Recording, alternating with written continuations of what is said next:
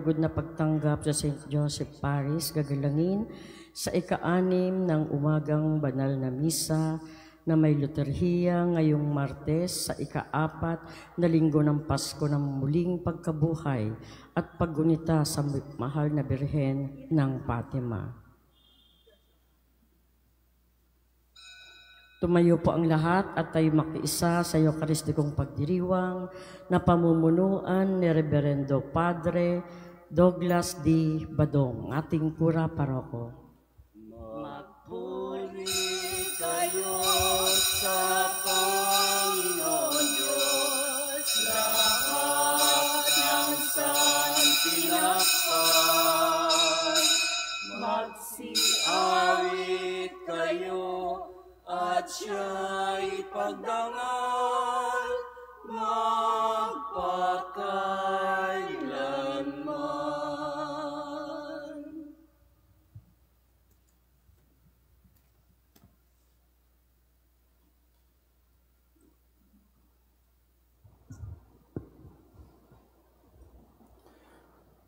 Sa ngalan ng Ama at ng Anak at ng Espiritu Santo. Amen.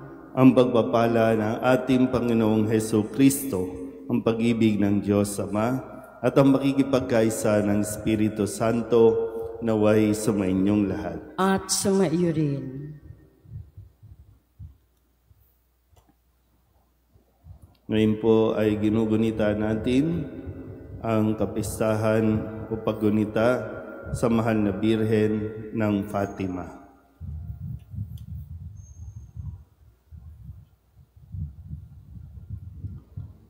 Mga kapatid, aminin natin ang ating mga kasalanan upang tayo'y maging marapat gumanap sa banal na pagdiriwang.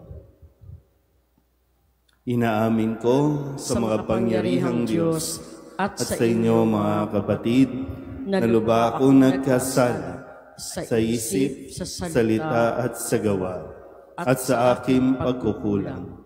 Kaya isinasamo ko sa mahal na Birheng Maria, sa lahat ng mga anghel at mga banal, at sa inyo mga kapatid, na ako'y panalangin sa Panginoong ating Diyos.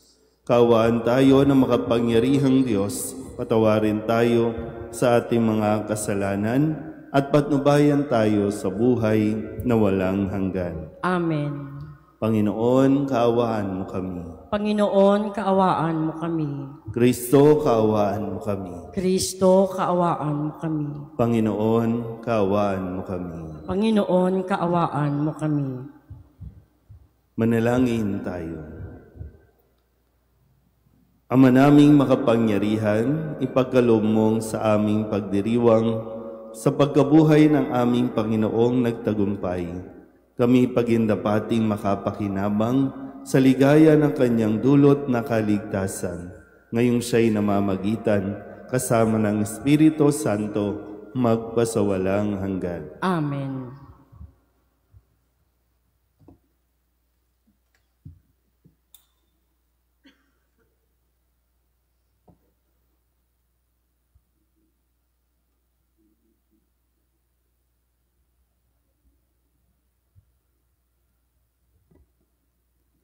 Pagbasa mula sa mga gawa ng mga apostol.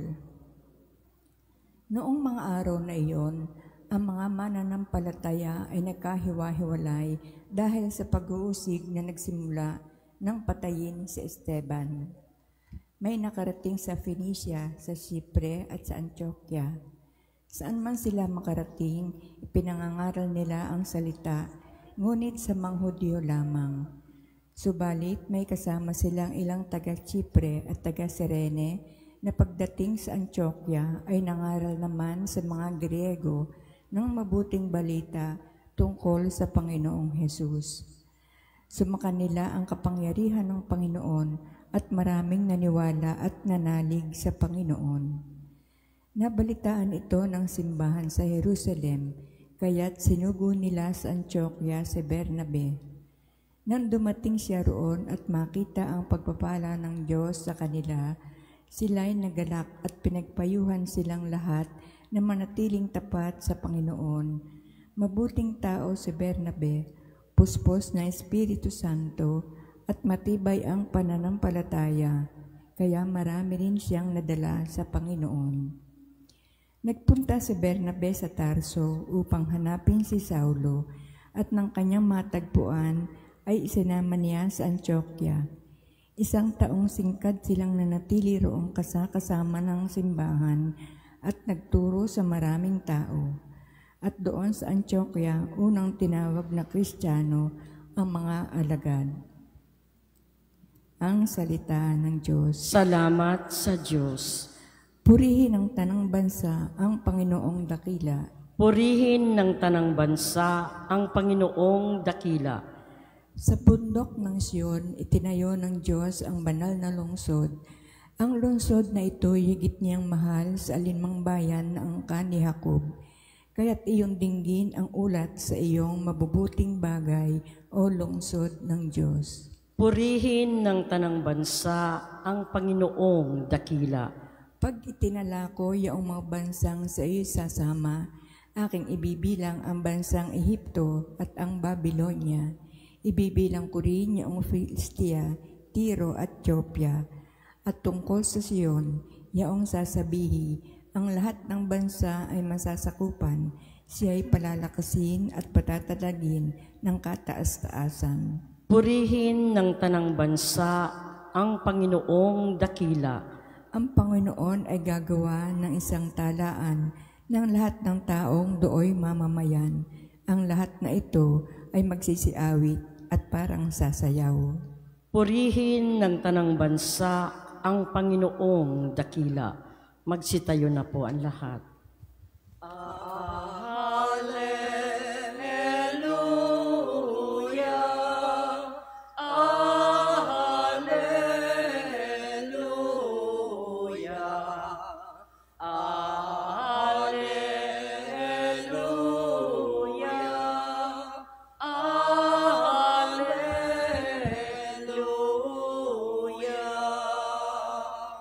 Ang tinig ko'y pakikinggan ng kabilang sa aking kawan, ako'y kanilang susundan.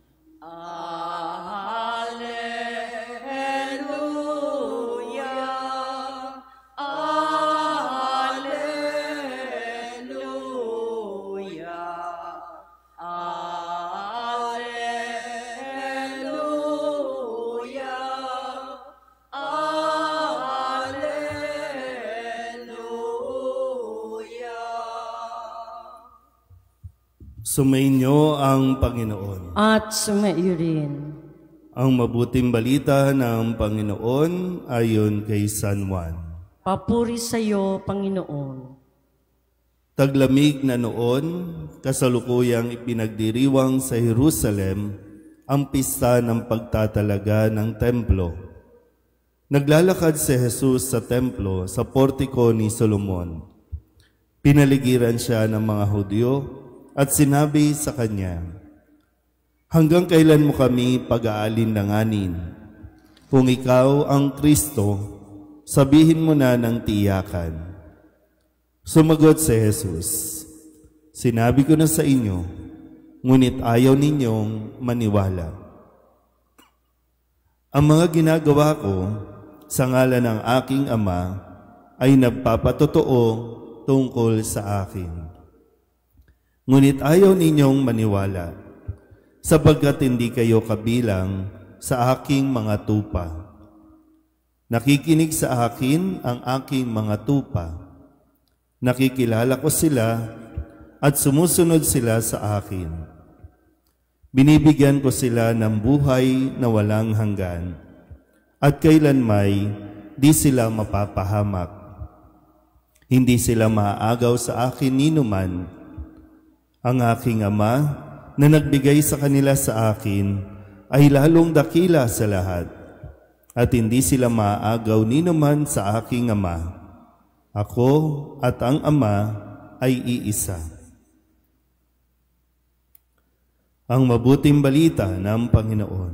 Pinupuri ka namin, Panginoong Hesukristo.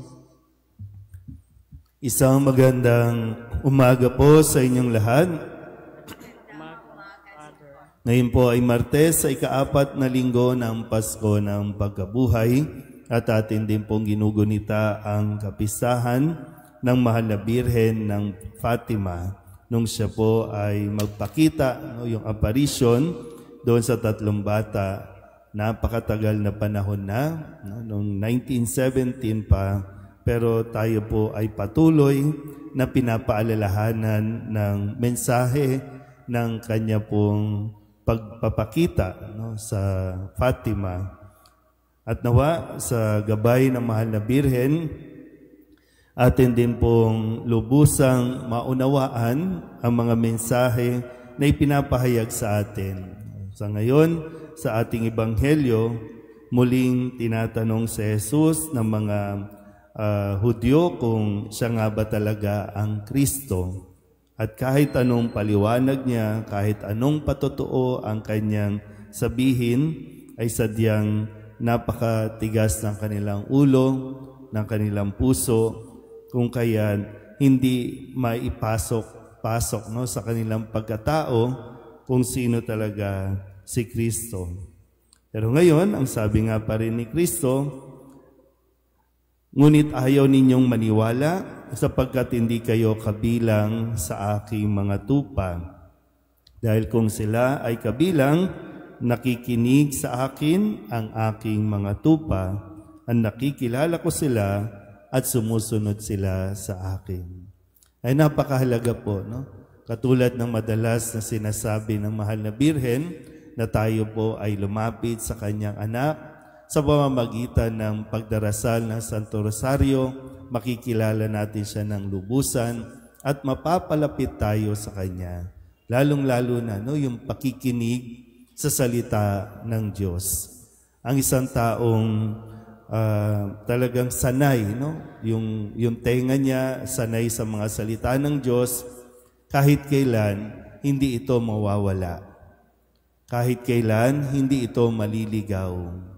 Kaya yung halimbawa ng paggamit sa isang pastol, si Kristo, ipinahayag na hindi lang basta pastol, kundi mabuting pastol. Sabi nga po sa mga lugar na mayroong mga pastulan, mahalaga na bata pa lang yung tupa, ay naririnig niya na kung sino yung tagapag-alaga niya. At yung tagapag-alaga, yung pastol, mahalaga na bata pa lang ay sinasanay niya na ang mga tupa sa kung ano yung boses na ginagamit niya, kung paano siya mag-command, para nang sa ganon, di ba, pag nakikita niyo po, kahit 100 yan o napakaraming tupa, sinusundan nila yung tinig nung nagpapastol sa kanila. Maging yung amoy. Kaya nga, ang tupa at ang pastol, kadalasan, iisang amoy na. Kaya alam na alam nila yung pagsinghot, yung pakikinig. Kasi yung hindi malinaw yung kanilang mga mata, so ang inaasahan nila ay yung pandinig. So kung madalas na nakikinig ang tupa, masasanay siya sa boses ng kanyang pastol. At yung pastol na pinapaliwanag nga niya dito, ang sumusunod sa pastol ay nagkakaroon ng buhay na walang hanggan. Kaya, sanayin natin, hindi man tayo nakikinig, magbasa tayo. Sa pamamagitan nun, mapapakinggan natin kung ano ang mga sinasabi ng ating mabuting pastol. Kahapon o kagabi, habang naghihintay tayo ng result ng eleksyon, napakalakas ng ulan, kasabay ng pagkulog at pagkidlat. Di ko alam kung minsan kasi may mga ganito tayo, Ito ba ay babala o ito ba ay biyaya? Sa resulta ng ating pong eleksyon, may biyaya bang darating o kalungkutan ang ating pong mararanasan dahil maraming pastol ang nagbubunyi kagabi. At hindi ko alam kung ang mga tupa, ang kanila pong mga followers, ang kanila pong mga supporters ay magiging maligaya simula sa araw na ito o tapos na. Dahil nagampanan na natin ang ating mga duties and responsibilities bilang isang mamamayan, ang aasahan na lang natin ay kung gagampanan naman ng mga lingkod na ating pong ibinoto ang kanilang mga isinisigaw nung sila ay lumalapit sa mga tupa. Nakinig ang mga tupa, kaya sana naman po makinig din ang mga pastol at tuparin ang kanila pong mga ipinangako at tuparin ang kanilang mga tungkulin ng buong katapatan at pagpapakumbaba ng may takot sa Diyos. Amen.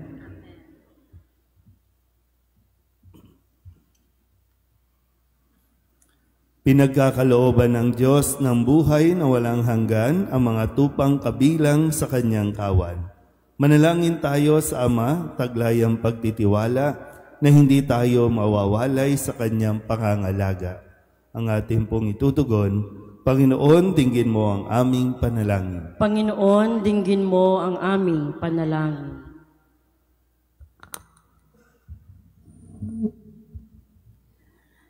Ang Santo Papa at mga obispo naway maging mga tunay na pastol sa pamamagitan ng pag-akay sa kanilang kawan sa luntiang pastulan.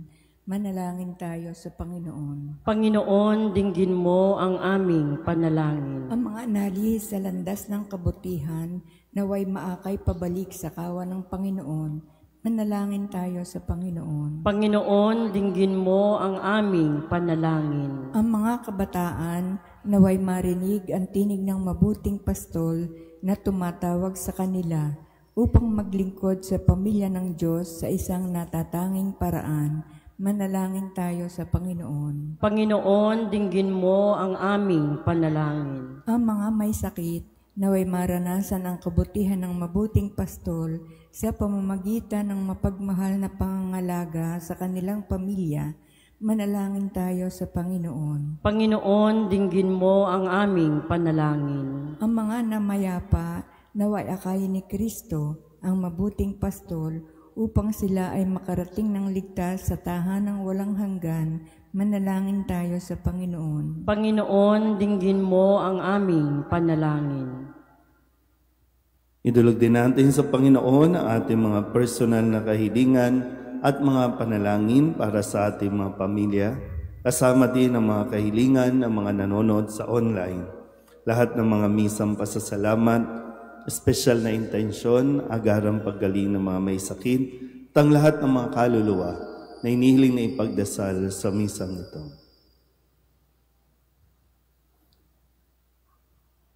Ang lahat ng ito inihiling namin sa ngalan ni Kristong aming Panginoon. Amen.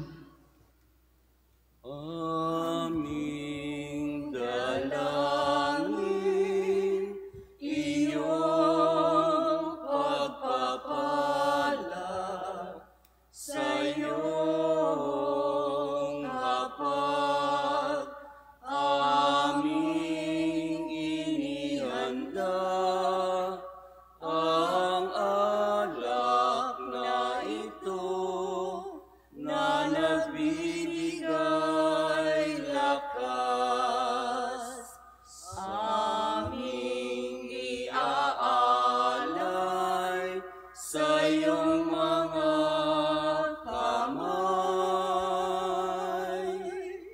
Pinupuri ka namin, aming Ama, ng dalisay mong pag-ibig ay aming madama.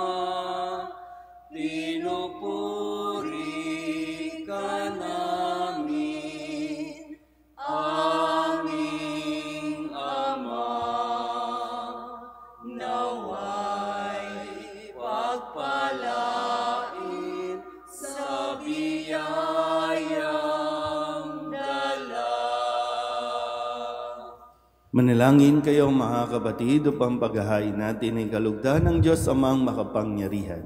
Tanggapin nawa ng Panginoon itong pagkahain sa iyong mga kamay, sa kapurihan niya at karangalan sa ating kapakinabangan at sa buong sambayanan niyang banal. Ama naming lumikha, ipagkaloob mong kami ay laging magalak sa pagdiriwang ng Pasko ng pagkabuhay ng iyong anak, upang ang ginagawang patuloy na pagsagip sa amin ay maging sanhi ng aming ligayang walang maliw, sa pamamagitan niya kasama ng Espiritu Santo, magpasawalang hanggan. Amen. Sumainyo ang Panginoon. At sumaiyo rin. Itaas sa Diyos ang inyong puso at diwa. Itinaas na namin sa Panginoon. Pasalamatan natin ang Panginoong ating Diyos. Marapat na siya ay pasalamatan. Ama naming makapangyarihan, tunay nga marapat na ikaw ay aming pasalamatan.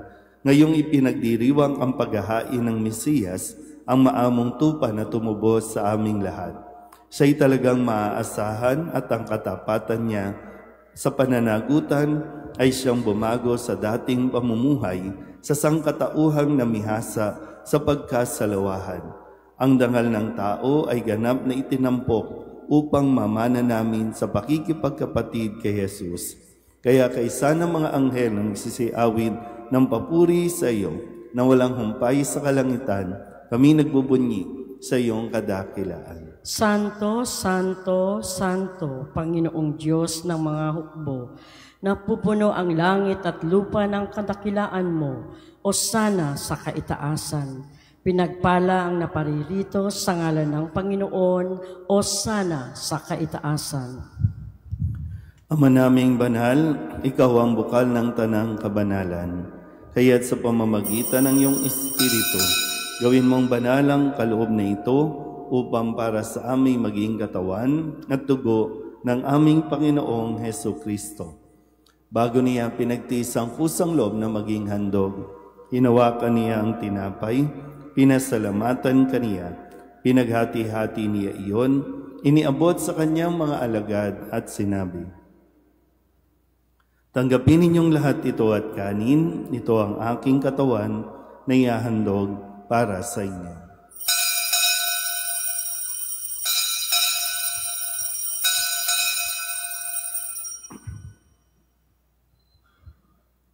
Gayun din naman nang matapos ang hapunan, hinawakan niya ang kalis, muli kaniyang pinasalamatan.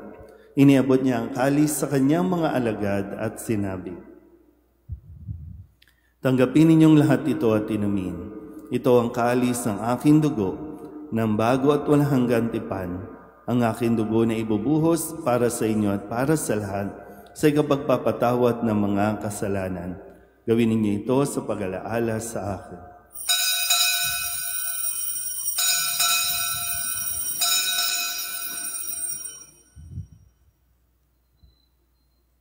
Ipagbunyi natin ang misteryo ng pananampalataya. Si Kristo'y namatay, si Kristo'y nabuhay, si Kristo'y babalik sa wakas ng panahon. Ama, ginagawa namin ngayon ang pag-alaala sa pagkamatay at muling pagkabuhay ng iyong anak.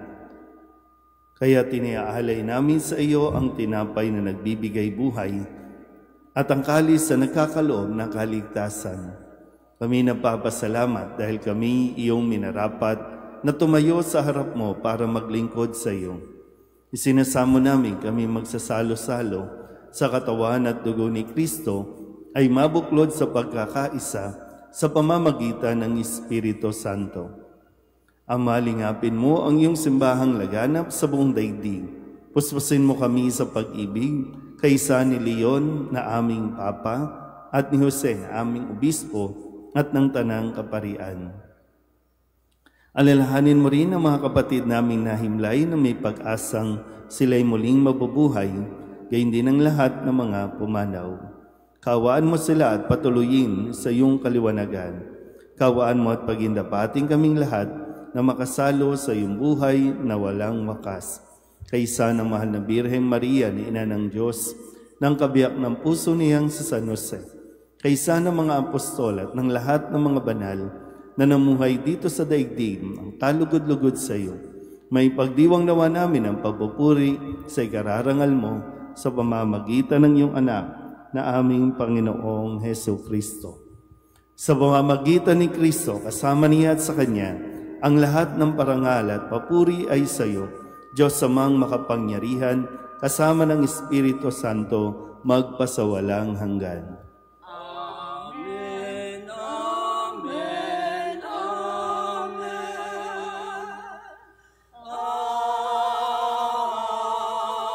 Amen. Amen, amen, amen.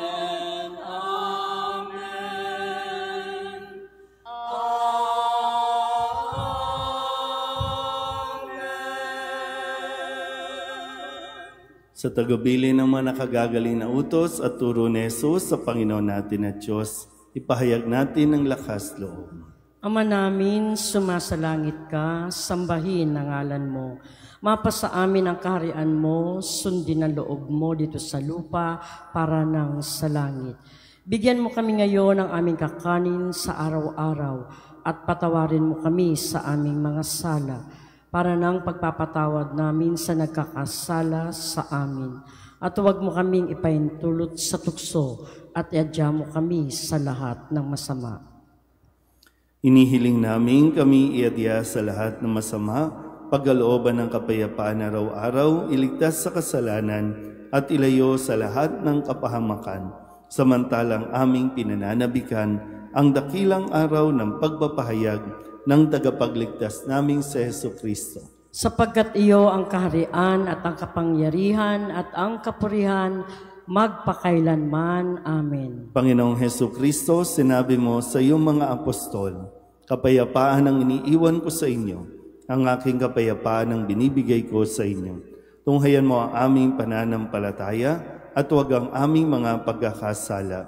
Pagkalooban mo kami ng kapayapaan at pagkakaisa ayon sa iyong kalooban, kasama ng Espiritu Santo, magpasawalang hanggan. Amen. Ang kapayapaan ng Panginoon ay laging sumainyo. At sumaiyo rin. Magbigayan po tayo ng kapayapaan sa isa't isa. Kordero ng Diyos na nag-aalis ng mga kasalanan ng sanlibutan, maawa ka sa amin. Kordero ng Diyos na nag-aalis ng mga kasalanan ng sanlibutan, maawa ka sa amin. Kordero ng Diyos na nag-aalis ng mga kasalanan ng sanlibutan, ipagkaloob mo sa amin ang kapayapaan. Ito ang kordero ng Diyos. Ito ang nag-aalis ng kasalanan ng sanlibutan. Mapalad ang mga inaanyayahan sa kanyang piging. Panginoon, hindi ako karapat-dapat na magpatuloy sa iyo, ngunit sa isang salita mo lamang ay gagaling na ako.